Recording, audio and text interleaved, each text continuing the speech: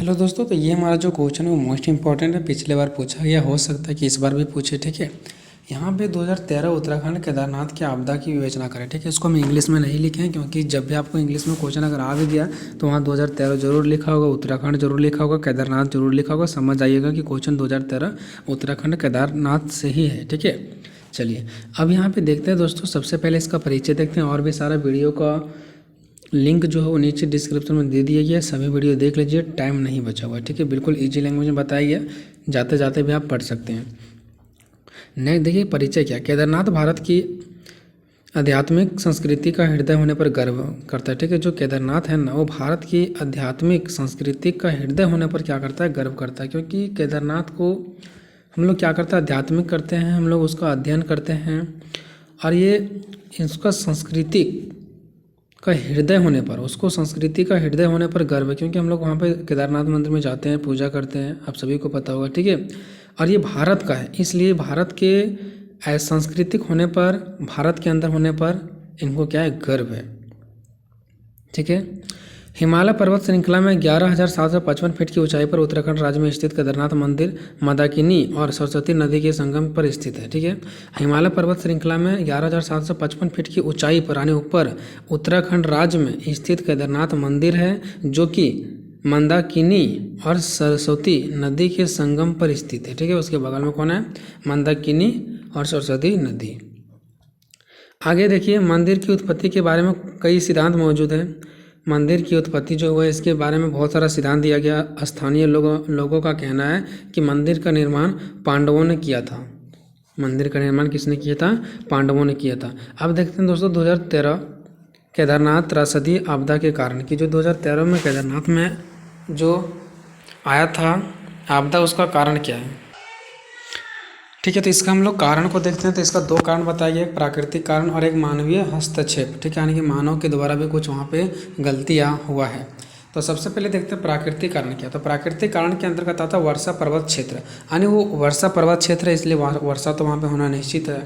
ये संपूर्ण केदारनाथ क्षेत्र अत्यधिक वर्षा से ग्रस्त है, यानी संपूर्ण केदारनाथ क्षेत्र जो है वो अत्यधिक वर्षा से ग्रस्त है। भारतीय मौसम विभाग के अनुसार 14 से 18 जून के बीच हुई अभूतपूर्व वर्षा के परिणामस्वरूप विनाशकारी भूस्खलन हुआ, जिसके कारण उत्तराखंड में घने बादल बने और भारी बारिश के कारण मंदाकिनी नदी, जो भी मैंने बताया था, कि उफान के कारण आसपास के क्षेत्र में भयंकर बाढ़ आई, जिसके परिणामस्वरूप नदी का जलस्तर बढ़ गया। ठीक है, यहाँ पे बताया गया वर्षा पर्वत क्षेत्र कि जो एक केदारनाथ है ना, वो क्या है, वर्षा पर्वत क्षेत्र से भरा हुआ है।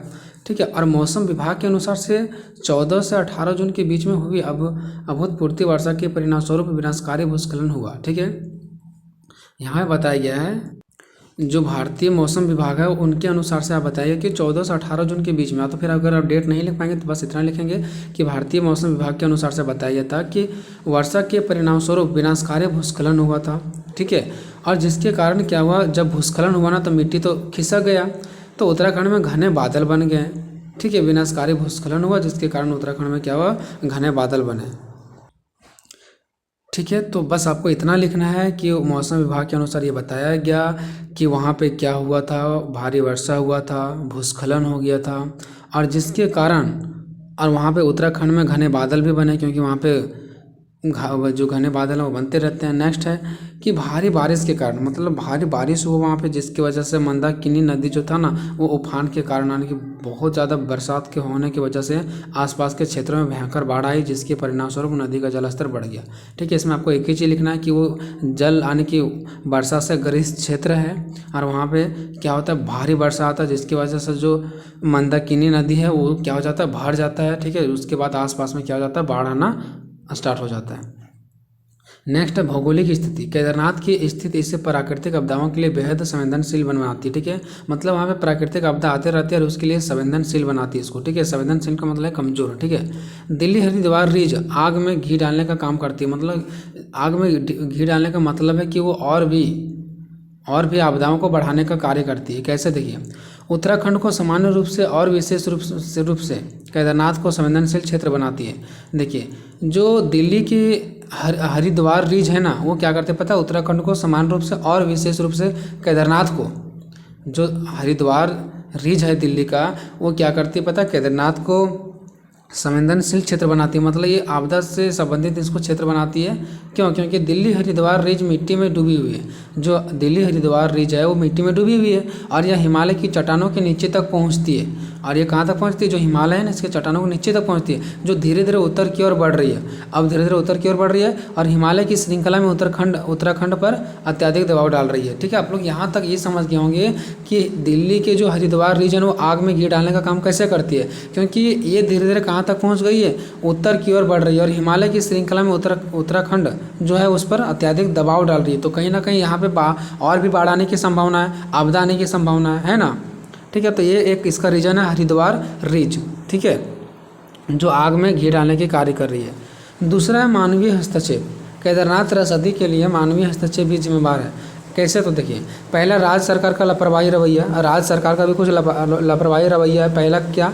तो भारतीय मौसम विभाग दिल्ली द्वारा जारी चेतावनी पर राज्य सरकार ने ध्यान नहीं दिया। जब राज्य सरकार का लापरवाही ये है कि जब भारतीय मौसम विभाग ने क्या किया था, चेतावनी जारी किया था, तो उस टाइम राज्य सरकार ने ध्यान नहीं दिया था। नेक्स्ट है कि स्थानीय लोगों और सरकार की अनदेखी। स्थानीय लोगों ने वहाँ पे भी कुछ अनदेखी किए और सरकार भी क्या किए? अनदेखी किए। वो बताया जा रहा है कि इलाके के स्थानीय लोगों ने मंदाकिनी नदी के पश्चिमी धारा पर घर बनाए थे। मतलब क्या किए थे? मंदाकिनी जो नदी था उसके जो पश्चिमी धारा था उस पर क्या किए थे? लोगों ने घर बनाए थे। ठीक है, जो 1980 के दशक से सूखी हुई पड़ी थी। उसके बाद क्या हुआ था, जब वहाँ पे घर बनाए थे ना लोग, तो जिसकी वजह से वहाँ पूरी सूखा पड़ा हुआ था। ठीक है, जब आपदा आने पर नदी अपने मूल मार्ग पर लौटी, मानिए कि फिर से जब सूखा पड़ा हुआ था तो नदी, जब आपदा आया, बाढ़ आया, तो नदी फिर से वही मार्ग पर लौटा जैसे पहले थी। ठीक है, तो ये निर्माण बढ़ गया। ठीक है, तो ये निर्माण क्या हुआ? बढ़ गया और सरकार और स्थानीय लोगों दोनों को खराब आवास डिजाइन इस्तेमाल की गई, सस्ती सामग्री, बिना पक्की ईंट और मिट्टी और गलत आवास विकास तकनीकों के लिए दोषी ठहराया जाने लगा। मतलब देखो, जो वहाँ मकान वगैरह बनी थी वो बताया जा रहा था कि वो उच्च क्वालिटी का नहीं था, वो सस्ता बनाया गया था, कम बनाया गया था, ज़्यादा मात्रा में नहीं दिया गया था। जैसे सीमेंट ही होगा तो कम दिया गया होगा, जिसकी वजह से जब बाढ़ आया ना तो जो वहाँ पे घर बनाए थे ना लोग, वो सब क्या हो गया? ढह गया। सब क्या हुआ दोस्तों? ढह गया। ठीक है, बताया जा रहा है कि स्थानीय लोग नदियों में कचरा, प्लास्टिक की बोतलें, पॉलीथीन बैग आदि फेंकने में भी लिप्त हैं, जिससे आपदा के कारण लेने की संभावना बढ़ गई। मतलब लोग क्या करते हैं, नदियों में कचरा वगैरह फेंक दिए, प्लास्टिक वगैरह फेंक दिए, जिसकी वजह से नदियाँ ऑलरेडी पहले से भर गई कचरों से और उसके पास पानी एब्जॉर्ब करने की, यानी पानी रखने की क्षमता खत्म हो गई। ठीक है, उसकी वजह से भी बाढ़ आया। तो इसमें पूरा आपको वही लिखना है कि उसमें बाढ़ आया, घर को क्या कर दिया? ध्वस्त कर दिया। ठीक है दोस्तों, नेक्स्ट है जनसंख्या विस्फोटक। जनसंख्या में वृद्धि ने पूरे केदारनाथ और उत्तराखंड के क्षेत्र पर अत्यधिक दबाव डाला, जो कि आपदा का एक कारण बन गया। ठीक है, जनसंख्या विस्फोटक मतलब जो जनसंख्या बढ़ा है ना, इससे क्या हुआ? उत्तराखंड क्षेत्र पर अत्यधिक दबाव पड़ा है, ऐसा मानना है। नेक्स्ट है वनों की कटाई। सड़कों और अन्य बुनियादी ढांचे के निर्माण के लिए पेड़ों और झाड़ियों की कटाई में मृदा क्षरण हुआ। मृदा क्षरण हुआ मतलब क्या हुआ? मिट्टी का कटाव हुआ, जिससे उत्तराखंड का पूरा क्षेत्र और विशेष रूप से केदारनाथ विनाशकारी भूस्खलन और बाढ़ के प्रति संवेदनशील हो गया, मतलब बाढ़ के चपेट में आ गया। नेक्स्ट है शव नदियों में फेंकना। जो शव होता है ना, मृत लोगों या तो फिर मृत चीज़ों को, तो मृत जो मर जाते हैं उसका शव जो होता है ना, लाश जो होता है ना, वो नदियों में फेंक दिया जाता है। ठीक है, तो इसकी वजह से भी क्या हुआ? बाढ़ आने के कारण बताया जा रहा है। ठीक है, बताया जा रहा है कि इससे नदी प्रदूषित होने के साथ साथ नदी में पानी का बहाव भी बाधित होता है। पानी का बहाव भी क्या हो जाता है? बाधित होता है, अच्छे से पानी बह नहीं पाते हैं। कई बार मृत जानवरों के शव, जो मृत जानवर हैं उसका शव मंदिर के रास्ते में छोड़ दिए जाते हैं, जिससे सड़क के कारण, जिससे क्या होता है, सड़क के कारण क्या होता है, ना केवल दुर्गंध फैलती है, जब वो सड़ जाती है ना तो सिर्फ दुर्गंध ही नहीं फैलती है, बल्कि मंदिर का दिव्य वातावरण भी प्रदूषित हो जाता है। इसकी वजह से भी बाढ़ आने के कारण बताया जा रहा है। अब नेक्स्ट है कि केदारनाथ मंदिर का बचाव। आखिर इतना सारा केदारनाथ में आया, बाढ़ आया, फिर भी केदारनाथ मंदिर कैसे बच गया?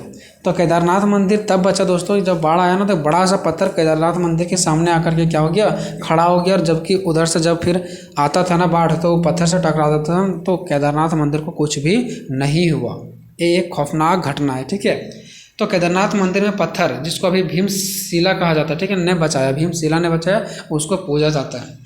इस पूरी केदारनाथ बाढ़ की कहानी में सबसे हैरान करने वाली घटना भीमशिला स्टोन की, यानी कि वो पत्थर की है। अचानक आई बाढ़ के दौरान एक विशाल चट्टान पहाड़ से गिर गया और मुख्य मंदिर के सामने आकर के बाढ़ के बीच खड़ा हो गया कि हम रोक लेंगे। ठीक है, और यह विशाल पत्थर केदारनाथ मंदिर का रक्षक साबित हुआ और इससे पानी को अंदर आने के लिए रोक दिया और फ्लैश फ्लड के मार्ग को मोड़ दिया। और जो पानी गिर रहा था ना उसका मार्ग को क्या कर दिया? रोक दिया, यानी मंदिर की ओर जाने नहीं दिया।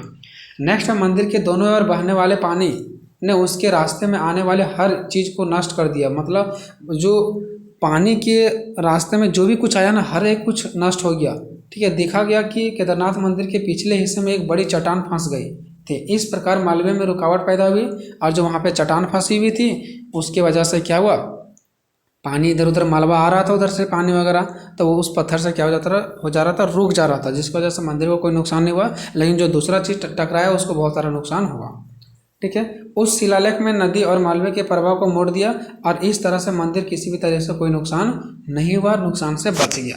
अब आगे आपको लिखना 2013 उत्तराखंड केदारनाथ की आपदा में हुई हानियाँ। अब इसमें क्या क्या हानियाँ हुआ होगा आपको तो पता है, इतना सारा अभी हम लोग आपदा पढ़ रहे हैं, तो इससे क्या क्या हानियाँ हुआ है। ठीक है, कई लोगों की जान माल की खतरा, इमारतों ध्वस्त हो गए। ठीक है, लोगों का कृषि पर भी प्रभाव पड़ा। ऐसा करके आप लिख सकते हैं। मैंने कि पिछले वीडियो में आपको बता रखा है दोस्तों। मिलेंगे नेक्स्ट वीडियो में, तब तक जय।